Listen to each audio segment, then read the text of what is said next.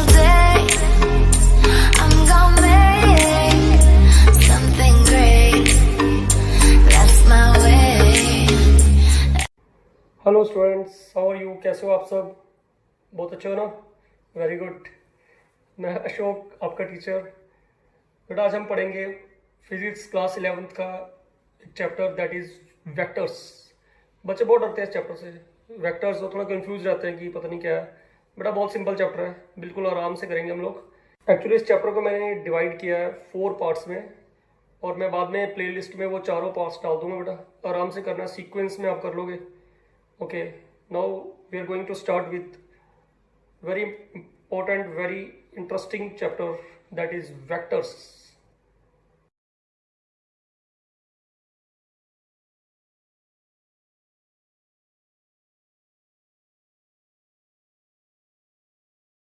Okay बेटा, हम start कर रहे हैं चैप्टर आपका वेक्टर्स, फिजिक्स क्लास 11th। कुछ पार्ट इसका 12th में भी है, तो बिल्कुल आराम से देखो बेटा क्या होता है वेक्टर्स। एक्चुअली वेक्टर्स होती है वो फिजिकल क्वांटिटीज़ जिसका मैग्नीट्यूड और डायरेक्शन दोनों होते हैं। तो वेक्टर्स क्या होते हैं? वो physical quantity which have both magnitude as well as what direction. उन फिजिकल क्वांटिटीज़ को बोलते हैं हम vectors. For example velocity is a vector quantity. Okay, displacement is a vector quantity.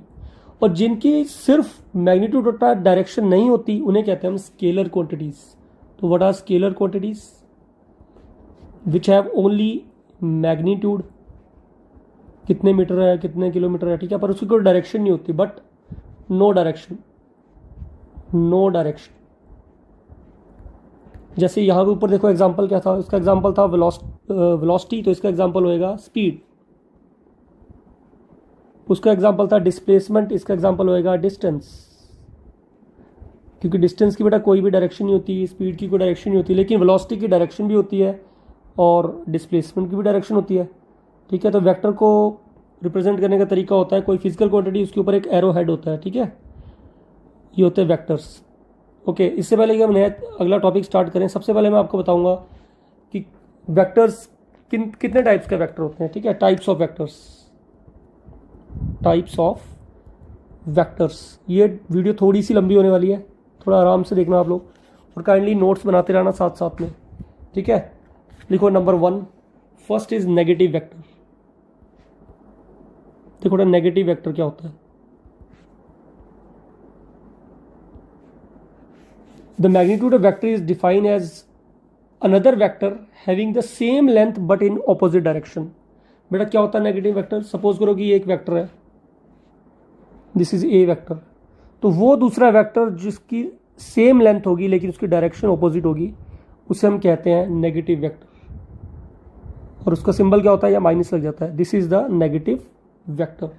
Okay, next is क्या होता है बेटा नेगेटिव वेक्टर? जिसका क्या होता है? सेम डायरेक्शन, सेम मैग्नीट्यूड और length but different direction. Different मतलब opposite direction. This is your negative vector. Second vector is equal vector. अब आपको नाम से पता लग रहा है क्या होता है इक्वल वेक्टर।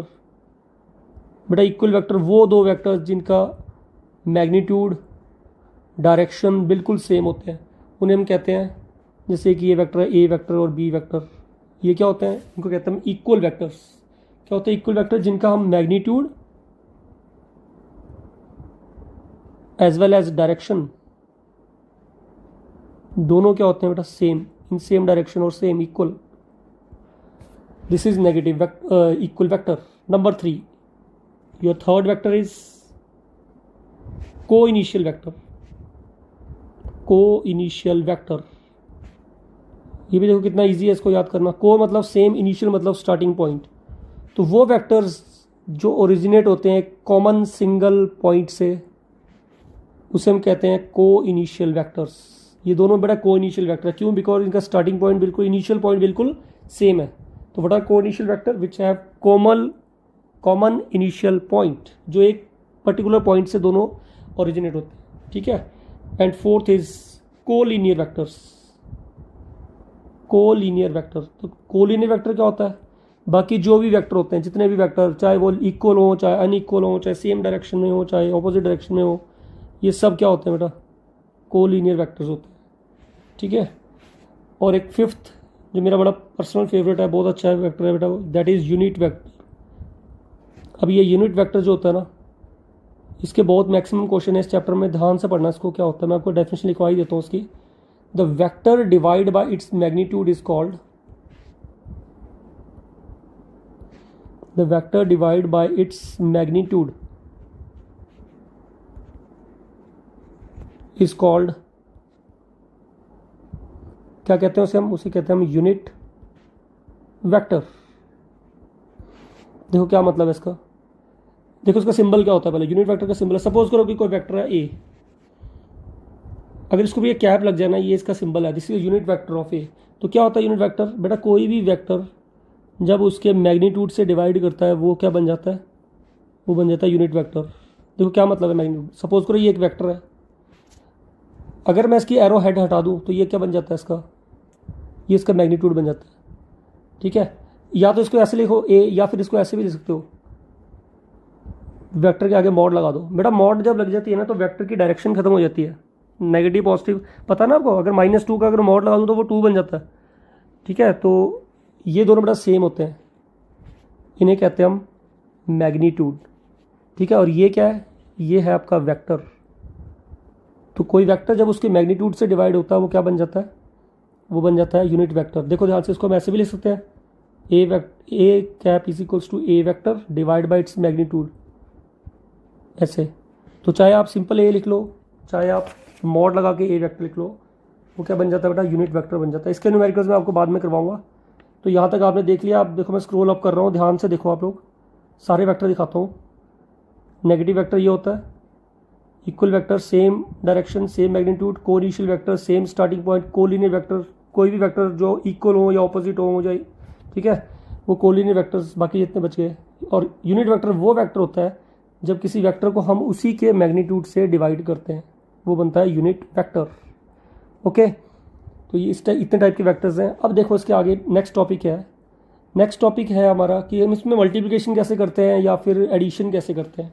सबसे पहले मल्टीप्लिकेशन कर लेते हैं।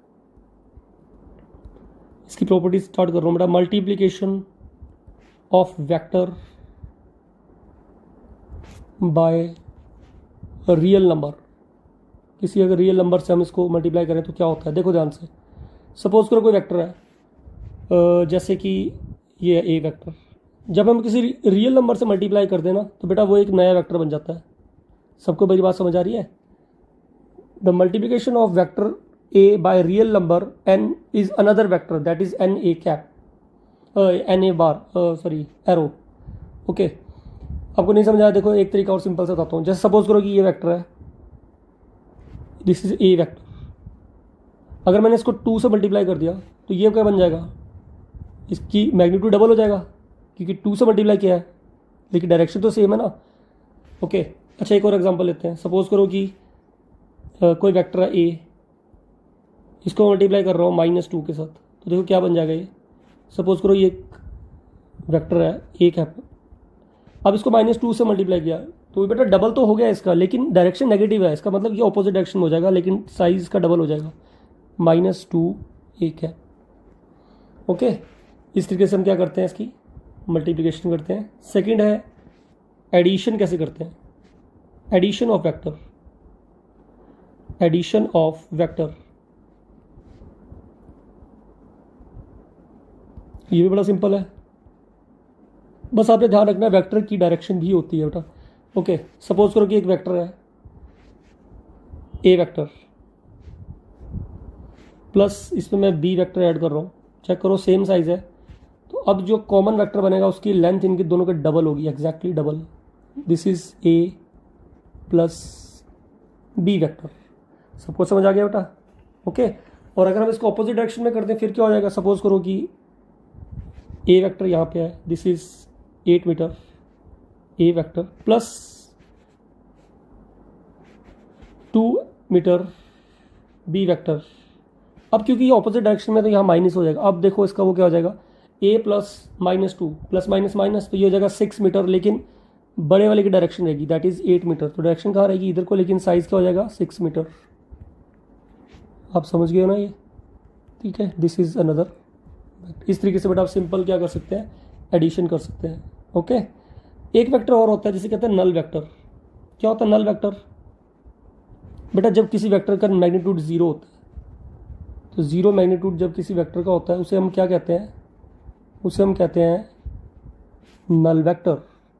ओके, अभी हम इस चैप्टर का बड़ा ही इंपॉर्टेंट टॉपिक स्टार्ट करने वाले हैं, उन्हें कहते हैं हम triangular law of vector addition. Vector addition करते कैसे हैं? तो 3 लॉज हैं। सबसे पहले हम स्टार्ट करेंगे triangular law of vector addition. Okay, देखो बेटा क्या होता है triangular law of vector addition. बहुत ही इंपॉर्टेंट लॉ है, बहुत मैक्सिमम क्वेश्चन है इसके ऊपर। देखो ध्यान से कैसे करना है। देखो ये लॉ क्या बोलता है, पहले मैं आपको समझाता हूँ, बाद में इसकी डेफिनेशन लिखवाऊंगा। ये लॉ कहता है कि अगर 2 वेक्टर्स हैं ना, सपोज करो P और Q, ये दोनों 2 साइड्स ऑफ ट्राइंगल रिप्रेजेंट कर रहे हैं। सपोज करो this is P, this is Q, और दोनों सेम ऑर्डर में। सेम ऑर्डर का मतलब होता है जहां से ये खत्म हो रहा है ना, वहीं से दूसरा स्टार्ट हो रहा है। समझा रही मेरी बात?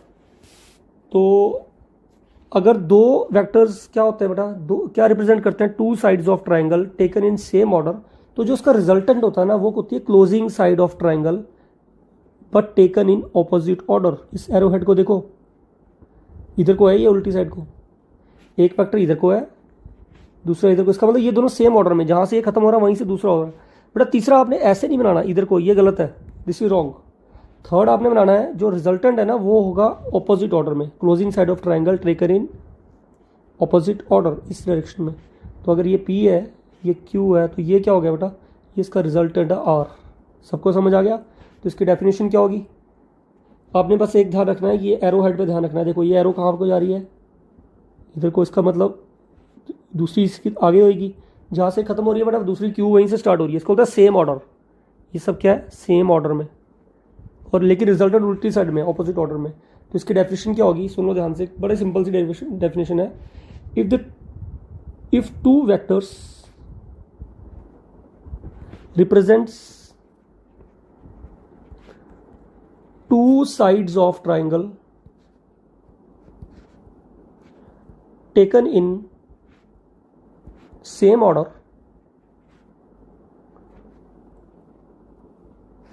then their resultant will be, जो उसका रिजल्टेंट होता है, their resultant will be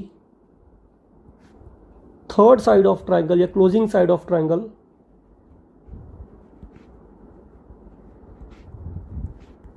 taken in opposite order. ये पक्का लिखना है बेटा आपने, ऑपोजिट ऑर्डर, क्योंकि रिजल्टेंट ऑपोजिट होता है, ऑपोजिट ऑर्डर। बड़ा सिंपल सा है।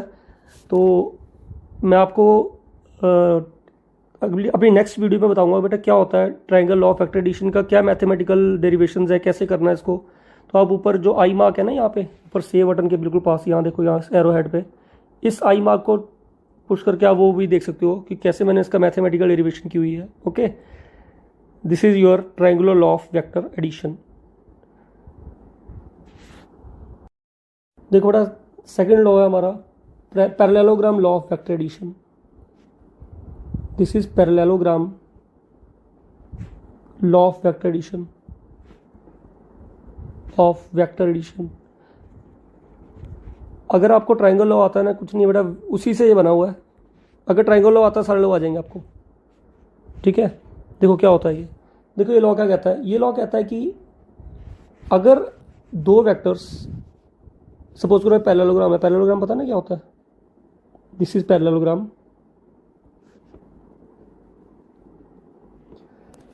तो ये कहता है कि अगर 2 वेक्टर्स, जैसे सपोज करो P एंड Q, ये आपको क्या बता रहे हैं?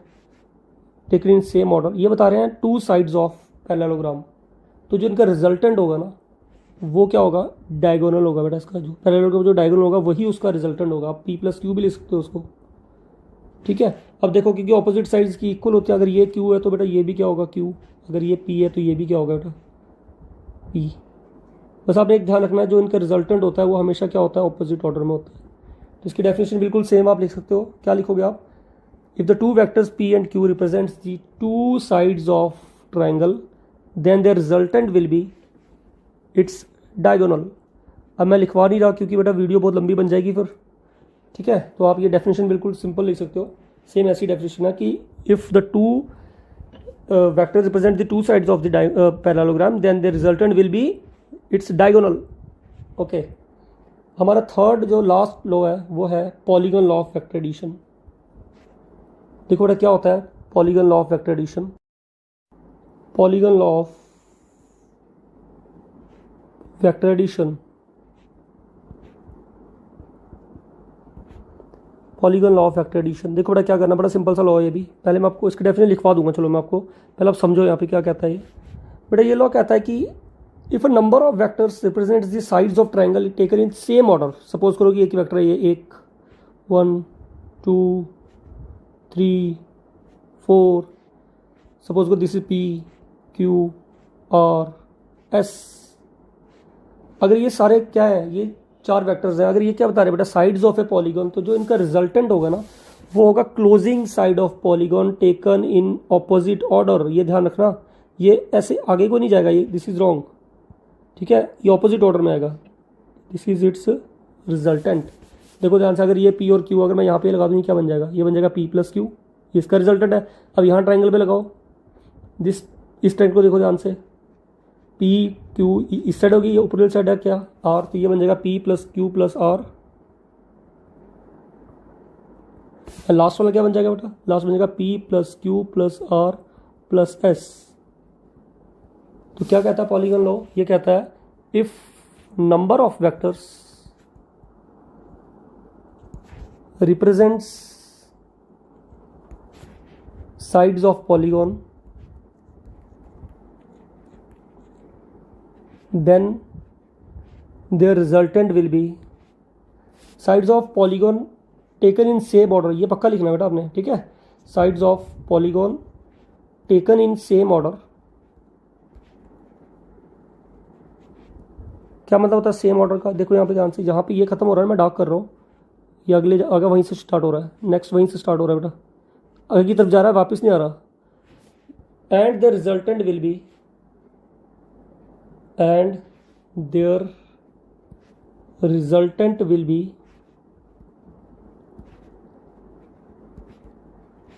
closing side of polygon, closing side of polygon taken in opposite order। ध्यान से देखो, जो रिजल्टेंट होता है वो हमेशा ऑपोजिट ऑर्डर में होता है, opposite order, this is the resultant. Okay, ध्यान से देख लो बेटा, ये लॉ है कुछ नहीं, एक्चुअली सभी ट्राइंगल लॉ पे ही डिपेंड करती है। अगर ट्राइंगल लॉ आता है तो बेटा उसी के आगे आप ये कर सकते हो सारे, ठीक है, उन्हीं की एक्सटेंशन है सारी, polygon law, parallelogram law. Okay, तो अपनी नेक्स्ट वीडियो में मैं बेटा आपको बताने वाला हूँ, वो इसकी कंटिन्यूटी में है कि ट्राइंगल लॉ का क्या मैथमेटिकल प्रूफ है और कैसे हम इससे मैग्नीट्यूड और डायरेक्शन निकाल सकते हैं। Very important topic. Okay, take care.